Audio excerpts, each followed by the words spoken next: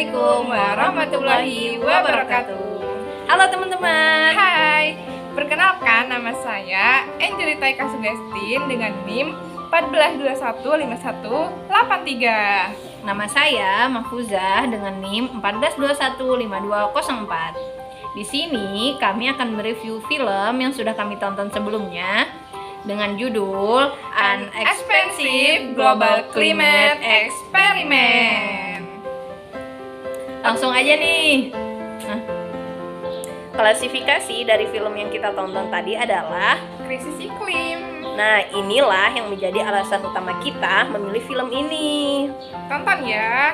Oke, mungkin langsung saja ya kita masuk ke pembahasannya pertama tentang alasan kita mengapa memilih untuk mau mereview film ini. Dan untuk kamu sendiri, apa sih yang membuat kamu tertarik untuk mereview film tentang krisis iklim ini?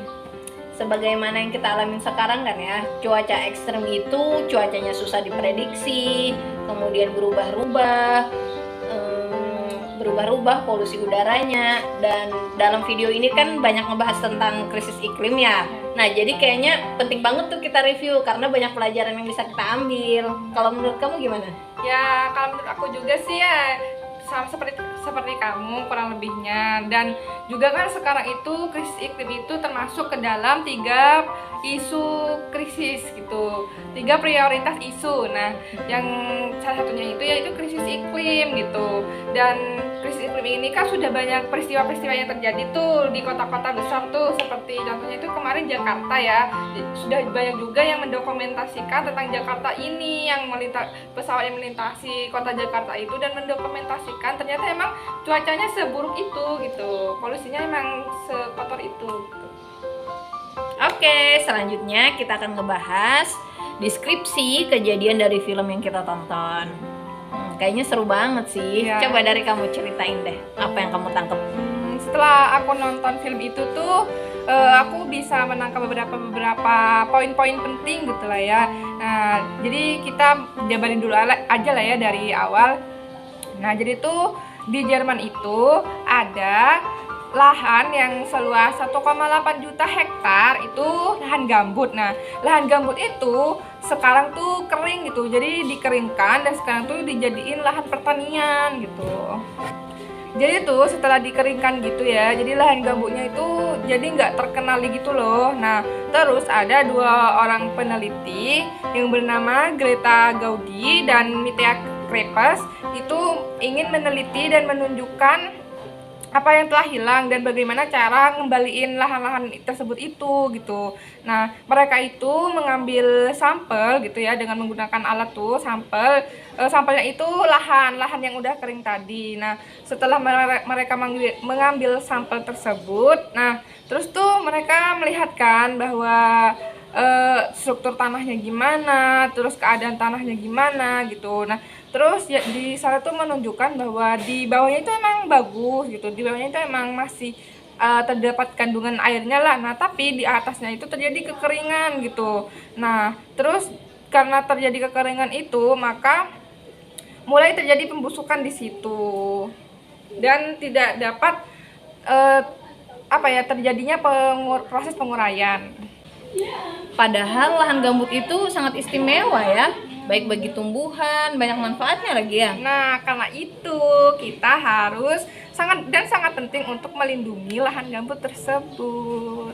Jadi kita kembali lagi ke Greta Gaudi yang mempelajari ilmu biologi, yaitu dia tuh sangat tertarik dengan membahas lumut. Nah, lumut ini ada hubungannya dengan tanah gambus, yang mana Greta Gaudi tadi akhirnya memunculkan sistem pertanian yang baru yang dapat merevolusi cara kita menanam tanaman di tanah yang basah. Nah, sekarang tuh digunakan di mana-mana karena fungsinya lumut itu ada 2. Pertama, lumut itu berfungsi untuk menggantikan atau memperbaiki lahan gambut yang rusak. Nah, yang kedua, fungsinya itu untuk menggantikan hortikultura bahan terbarukan, mengganti bahan bakar fosil. Kemudian caranya itu tanah gambut yang kering itu dibasahi. Nah, ditanami dengan lumut yang akhirnya dapat mengurangi emisi dari karbon dioksida. Jadi kan perannya gambut itu, tanah gambut itu tidak lagi mengeluarkan karbon dioksida tetapi menyerap karbon dioksida. Oh iya, aku tuh juga ngeliat kan di video itu. Nah, jadi itu ada seorang peneliti bernama Natalie Griff itu sedang meneliti tentang sebuah terobosan baru. Nah, sampel yang digunakan yaitu ekosistem yang banyak mengandung karbon. Nah, ekosistem yang banyak mengandung karbon ini telah tersimpan beberapa tahun lamanya gitu. Jadi kita penting mengetahui apa yang terkandung di dalamnya dan apa yang terjadi saat ekosistem yang mengandung karbon ini dipanaskan dengan pemanasan yang berbeda-beda gitu. Nah, pemanasan ini dilakukan dengan cara menyimulasikan setiap ekosistem dengan menara kaca di iklim yang berbeda-beda gitu. Nah, pemanasannya ini dilakukan dengan 9 derajat. Nah, dan hasil dari penelitian tersebut yaitu semakin tinggi suhunya akan semakin banyak menghasilkan karbon. Jadi yang tadinya lahan gambut ini sebagai penyerap karbon dan penyimpan karbon akan menjadi sebagai penghasil karbon gitu. Bahaya ya. Iya juga. Jadi tuh kita harus menjaga benar-benar tuh lahan gambut. Oh gitu. Bencana bagi pemanasan iklim itu benar-benar meningkatkan laju dekomposisi di garis kaki. Iya. Dan juga jadi itu kita benar-benar telah mengubah ekosistem yang harusnya penyerap karbon dioksida jadinya tuh yang mengeluarkan karbon dioksida. Benar sekali. Dan ini tuh jadi kayak sumber tambahan yang mana sebelumnya tuh kan belum diperhitungkan bahwa tanah gambut itu bisa jadi sumber karbon. Nah, ini tidak diperhitungkan oleh atmosfer dan gas metana untuk kehidupan global ke depannya. Iya, benar kan? Hal ini tuh bisa jadi bukti konkret bahwa perlindungan lahan gambut itu sama pentingnya dengan perlindungan iklim. Nah, Walaupun lahan gambut itu cuma 3% dari daratan, tapi sama pentingnya karena lahan gambut itu mungkin terlihat berbahaya atau mistis, namun bisa menjadi penyelamat iklim bagi kita semua, bagi penyelamat iklim yang luar biasa. jadi lindungi lahan gambut kita, guys. Dari deskripsi yang kita bicarain tadi, terdapat penyebab dan dampaknya juga loh. Nah, penyebab yang pertama, rawa-rawa yang dikeringkan. Dampaknya apa tuh? Nah, dari rawa-rawa yang dikeringkan itu dapat mengakibatkan tadinya yang lahan gambut yang tadinya sebagai penyerap dan penyimpan karbon akan berubah menjadi sebagai penghasil karbon gitu. Penyebab yang kedua itu adalah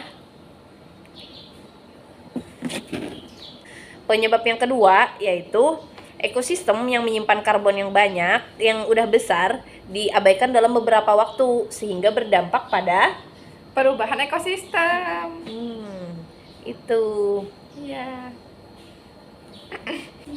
Nah, dari video tersebut dan perbincangan kita tadi, jadi tuh intinya kesimpulannya sebenarnya tuh banyak ya bencana alam yang akan terjadi gitu jika kita tidak menjaga alam kita gitu. Jadi ya sebisa mungkin kita sebagai generasi muda dan yang dibilang-bilang sebagai agent of change gitu adalah kita menjaga alam bersama-sama, terus kurangi pemanasan global, kurangi penyumbang emisi terbesar untuk pemanasan global. Jadi bersama-sama aja sih intinya. Itu, dan kita menjaga iklim dari sekarang, kita bisa membantu dunia untuk hidup bertahan lebih lama lagi. Oke, terima kasih buat teman-teman yang udah nonton. Jumpa lagi. Assalamualaikum warahmatullahi wabarakatuh.